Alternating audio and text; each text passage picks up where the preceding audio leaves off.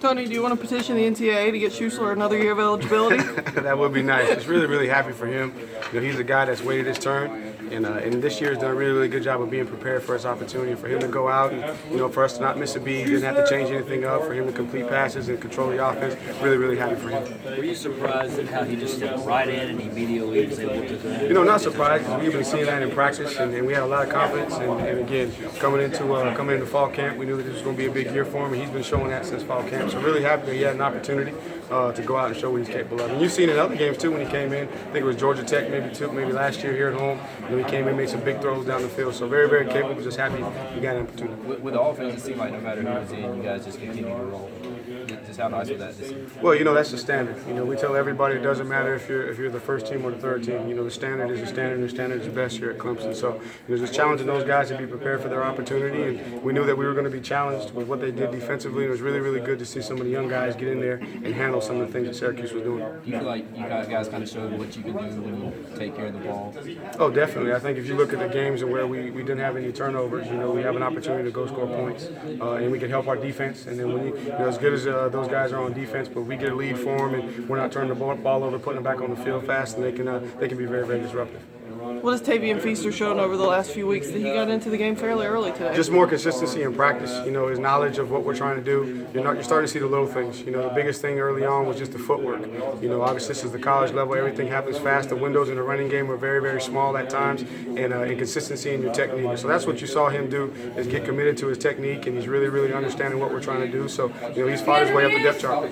Was that one of the sharper starts that Sean's had this year? You know, I think so. I think, you know, he was off to a good start, played well, could have came back in the second half, but we had the game under control. So, you know, those actually the first two drives of the last two games, you know, he's been really, really sharp. So that's what we need. We take pride in it. You know, we want to come out and we say within the first 9 to 18 plays, we want to have 14 to 21 points. How big of a threat is Dion kind of on the deep ball? I mean, he seems like he's No question. You know, you just go watch the play that he scored on the long touchdown. They were in a zone coverage. You know, had a pretty good cushion. He just walked the guy down and ran by him. And Deshaun probably threw the prettiest ball or the best ball that he's thrown on the deep ball all year, and they connected for the longest touchdown play of the year.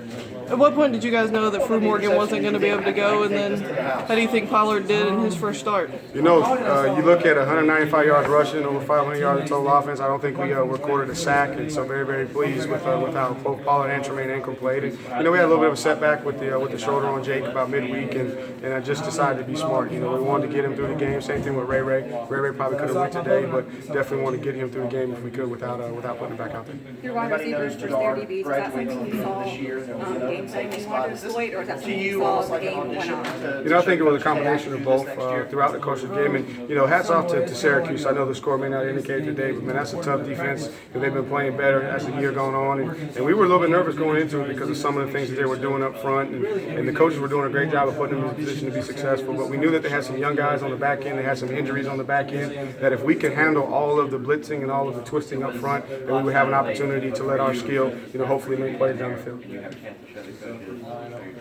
What has been the difference maybe in the games where you guys have turned the ball over versus games where you haven't? I mean, is there anything you see, or is it just kind of situation by situation? You know, I think the situation is game by game. You know, I don't think there was any game where we turned the ball over where we purposely, you know, wanted to turn the ball over. Some of it was a tip ball here and there, and not so much a lack of concentration as opposed to finishing the process. You know, whenever you catch the ball with your eyes all the way into the tuck. But guys are trying to make plays, trying to run after the catch. So, you know, the biggest thing is we know that when we don't turn the ball over, we have an opportunity to put up big numbers and have a big day on offense. Tony, they were kind of light on the outside. Did that factor into the sort of power stuff, running the ball? You felt like you can have to push them around? It was more of what they did from a schematic standpoint.